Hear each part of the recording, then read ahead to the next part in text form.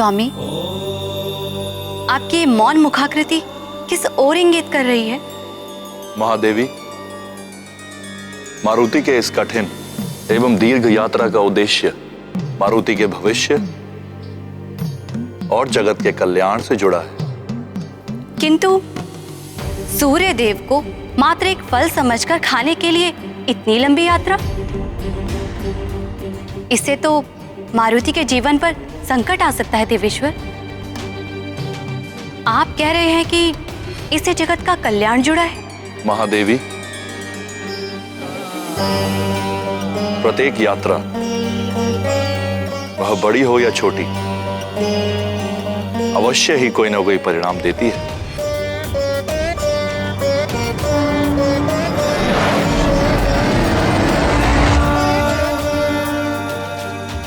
मारुति की ये यात्रा बड़े और अच्छे उद्देश्य के लिए, बड़े और लोक कल्याणकारी उद्देश्य के लिए मूल्य भी बड़ा चुकाना पड़ता है। किंतु देवेश्वर, मारुति अभी बालक है। मुझे भय है कि इसका परिणाम कहीं असहनीय ना हो जाए।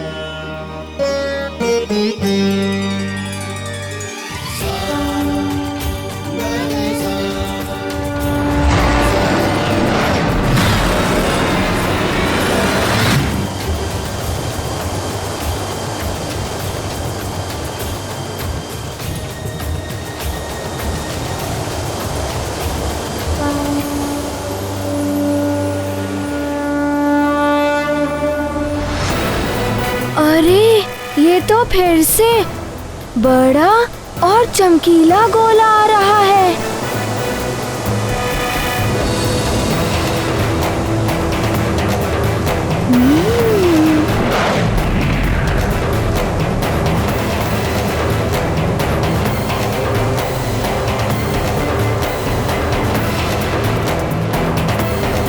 सावधान बालक,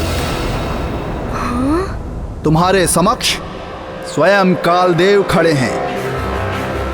काल चक्र से तो पूरी सृष्टि परिचित है, कोई भी इस चक्र में नहीं पड़ना चाहता, किंतु तुम तो स्वयं मेरे इस चक्र के समीप आ रहे हो। ये तुम्हारा बालपन है।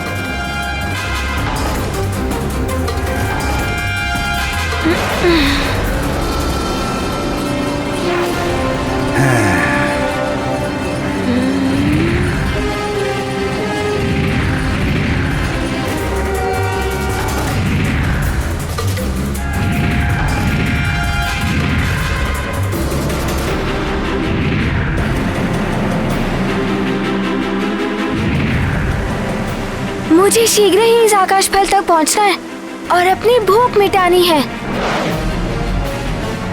और माँ की चिंता दूर करनी है।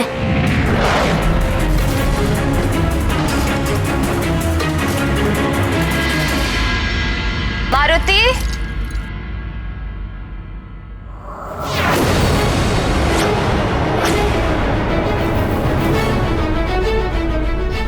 मारुति, कहाँ गया मारुति? हर दिन तो जागते ही मेरे पास आता है, आज पता ही नहीं चला कब जागा कहाँ गया। मारुति, मारुति,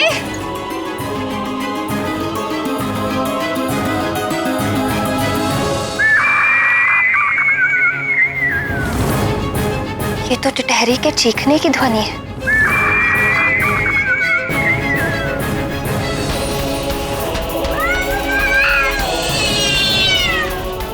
बिल्ली के रोने की आवाज। पहले टिटहरी चिल्ला रही थी, अब ये बिल्ली के रोने का स्वर। आज ये अपशकुन क्यों हो रहे हैं? हे ईश्वर, रक्षा करना।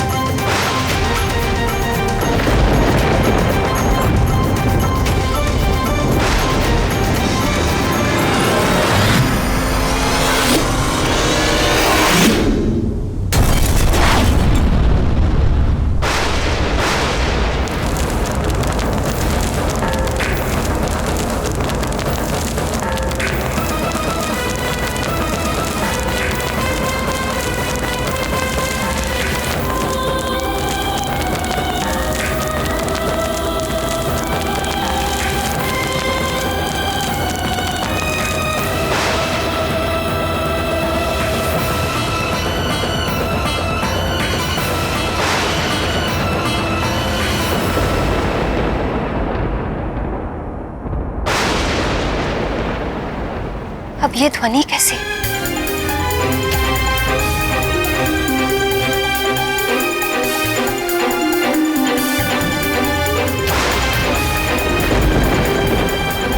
संपूर्ण आकाश में ये कैसे रखते माँ बाप? ऐसा विचित्र दृश्य तो मैं पहली बार देख रही हूँ। अवश्य अंतरिक्ष में कुछ हुआ है।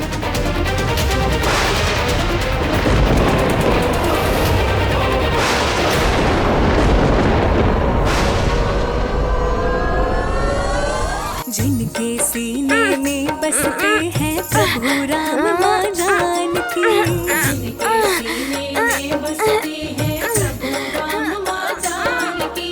जय बोलो हनुमान की, जय जय बोलो हनुमान की। अरे ये क्या, ये बंधन कैसा? तुम जैसे छोटे से बालक के लिए मेरा ये छोटा सा बंधन, इसे भी तुम तोड़ नहीं पाओगे।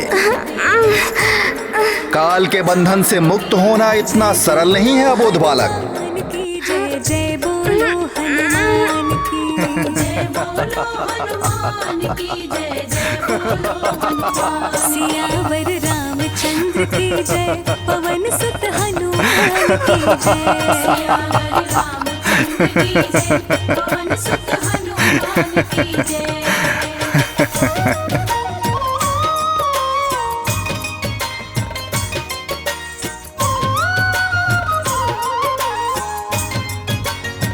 राम राम। फल समझ के सूर्य को तुमने अपने हाथों निकल गए, सूरज धरती को अंधकार ने जकड़ लिया।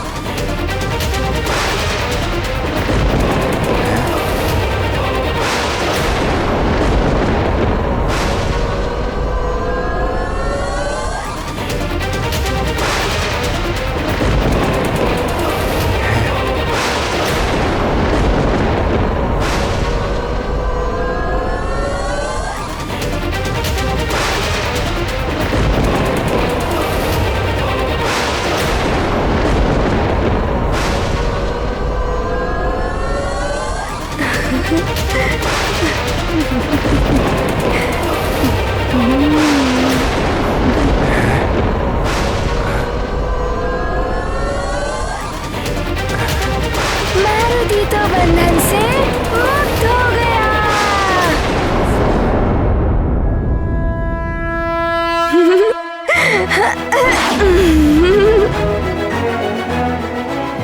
सावधान बालक,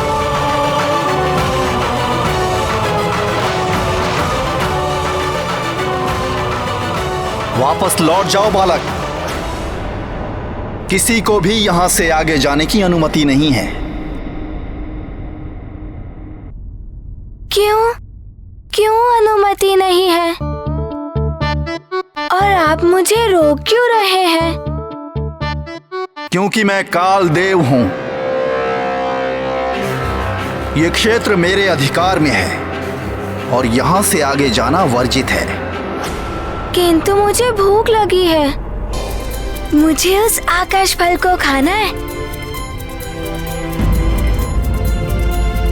तभी मेरी भूख मिटेगी और मेरी माँ का भी दुख दूर हो जाएगा।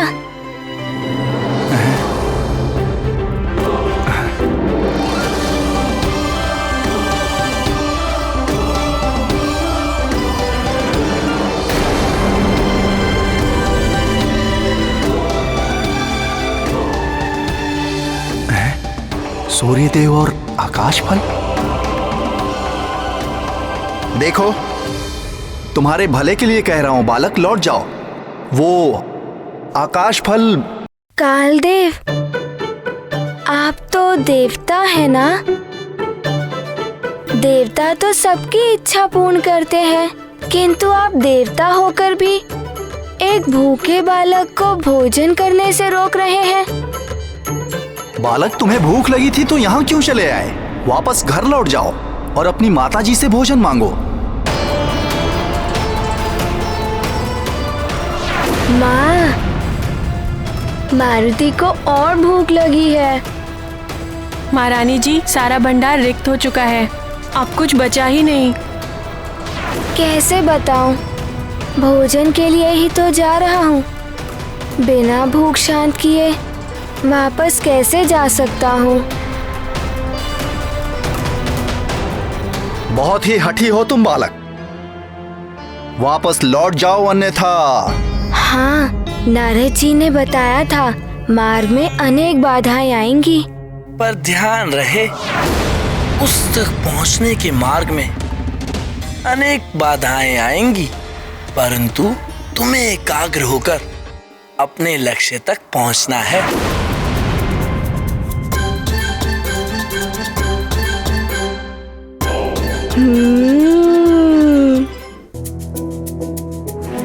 मार्ग में बाधाएं आएंगी, किंतु मैं भयभीत होकर मार्ग से वापस नहीं लौटूंगा। मुझे उस आकाश फल को खाना है और अपनी भूख मिटानी है। आप मेरे मार्ग से हट जाइए ना, जाइए ना। अबोध बालक, तुम बहुत ही सौभाग्यशाली हो कि तुम यहाँ तक पहुँच पाए, मेरे दर्शन हो पाए। मैं कालदेव हूँ और कालदेव के दर्शन जीवन के अंत में ही हो पाते हैं। पर मुझे तो हठी बालक, विधाता ब्रह्मदेव और अन्य देवता ये तो मात्र भाग्य दुर्भाग्य को निर्धारित करते हैं, किंतु मेरे हाथ में सभी के भाग्य दुर्भाग्य को लागू करने का अधिकार है। मेरे काल पथ पर प्रवेश कर तुम सब कुछ भूल जाओगे, भूख, माँ का दुख, सब कुछ। सोच में पड़ जाओगे, कैसे करना है, क्या करना है, कहाँ जाना है, कुछ भी समझ में नहीं आएगा। क्योंकि मैं अनंत हूं, जिसका ना कोई आदि है ना अंत। अनंत हूं मैं, अनंत। किंतु मेरी भूख भी तो अनंत है, मिटती ही नहीं। मुझे जाने दीजिए ना, अपनी भूख मिटानी है। जब मेरी भूख मिट जाएगी तब वापस माँ के पास लौट जाऊंगा। तुम्हारा यही बालहट तुम्हें तुम्हारी माँ के पास नहीं लौटने देगा। काल के गहन अंधकार में विलीन होकर रहोगे सदा के लिए। हे प्राणवल्लभ, कालदेव ने सोचा था मारुति एक अबोध बालक है, सहज ही बंधन में बंध जाएगा। उन्हें तो अनुमान ही नहीं था कि मारुति इतने शक्तिशाली है। प्रिय, ऊंट तब तक स्वयं को बड़ा ही समझता है जब तक वो पर्वत के नीचे नहीं आता, क्योंकि उसने तो कभी ग्रीवा उठाकर देखा ही नहीं। इसी प्रकार अभिमानी मनुष्य सबको अपने से निम्न ही समझता है। वो देख ही नहीं पाता कि उससे ऊपर भी कोई है।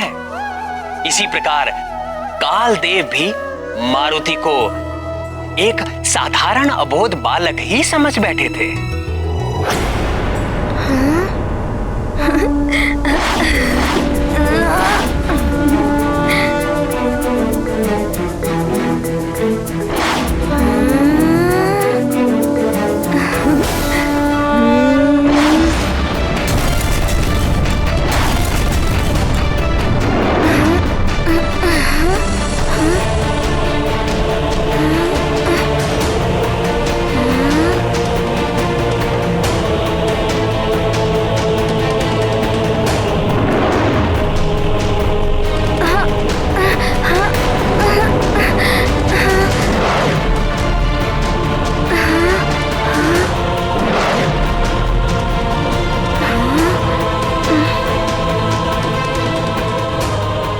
जाऊं?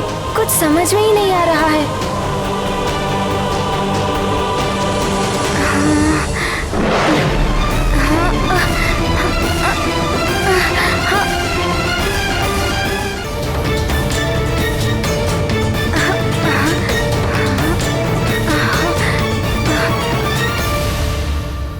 हे महादेव, मारुति तो भय को मन का भ्रम मानते हैं, इसीलिए वे भयभीत नहीं हुए, किंतु कालदेव ने उन्हें अपने काल पथ पर डाल दिया है जो अनंत है।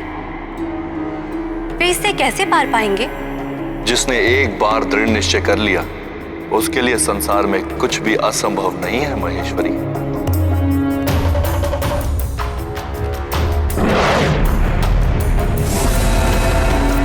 दीपक की एक छोटी सी ज्योति भी गहन अंधकार को मिटा देती है। जल निरंतर बहते हुए चट्टानों को काट देता है।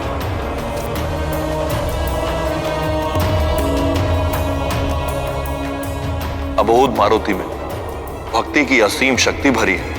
मां की वेदना मिटाने के लिए वे दृढ़ निश्चय करके चले, और ये कालदेव मुझ महाकाल के सहायक मात्र हैं।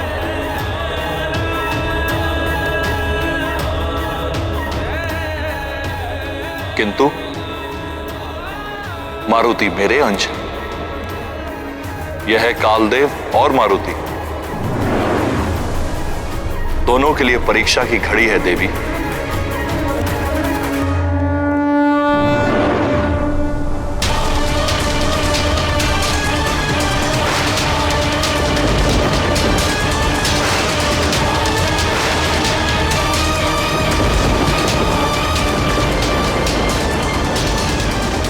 महारानी जी, हमने युवराज को पूरे राजभवन में ढूंढा, किंतु वो हमें कहीं भी दिखाई नहीं दिए। मारुति राजभवन में नहीं है? राजभवन में नहीं है तो कहाँ गया होगा?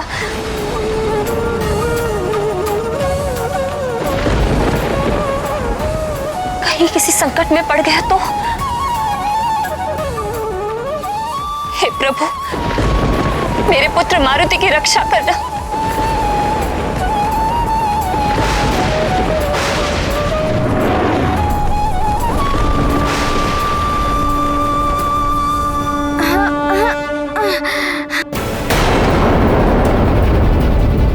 सूर्येन्दुग्रहणं यावत् तावत् कुर्याजपादिकम्।